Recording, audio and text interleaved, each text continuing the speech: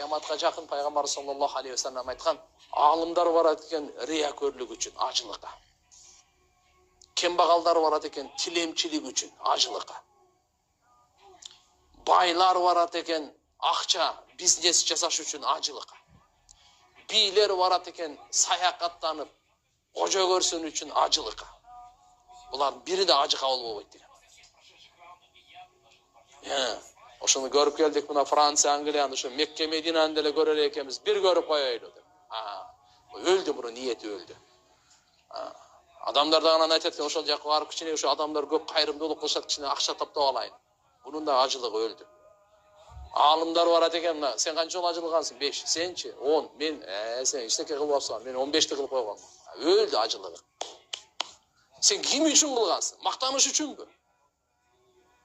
Ким үчүн кылгансың? Эл сени о десинби?